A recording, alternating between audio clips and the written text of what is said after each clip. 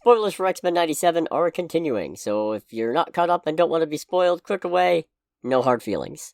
One of the advantages of being less than familiar with the X-Men is that I still get to be surprised when they adapt what turns out to be an actually pretty popular story, because I was only familiar with one specific detail and didn't see all the warning signs. So, when it came to pass that the latest 2 episodes were not just adapting Operation Zero Tolerance, but also the 90s story Fatal Attractions, I was both very pleasantly taken aback and decided to read up on the storyline. So here we are.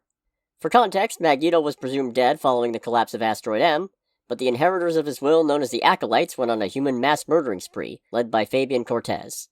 While X-Factor got into a fight with the Acolytes at a military base, X-Force was approached by a mutant named Exodus, who invites a few of them to the space station Avalon, actually repurposed from Asteroid M and Cable Station Greymalkin, where it's revealed that Magneto still lives, and is very pissed off, determined to slay humanity from orbit.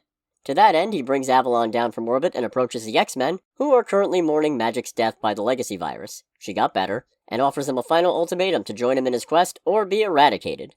Only Colossus, reeling from the death of his sister and also some unaddressed head trauma, decides to take him up on that.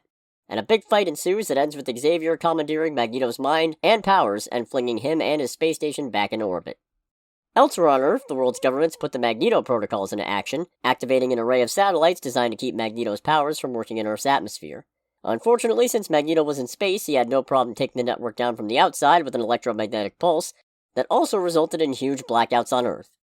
Steeling himself to stop Magneto's threat once and for all, Xavier dons a Shi'ar exoskeleton that allows him to walk, and leads Wolverine, Gambit, Jean, Rogue, and Quicksilver in an attack on Avalon.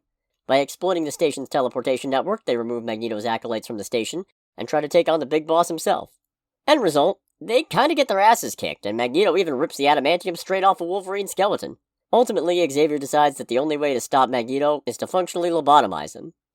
Although Magneto's plan is thwarted, it isn't without cost to the X-Men.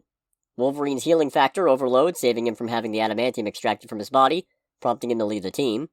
And even after his head trauma is cured, Colossus chooses to stay with the Acolytes and care for the now will-less Magneto.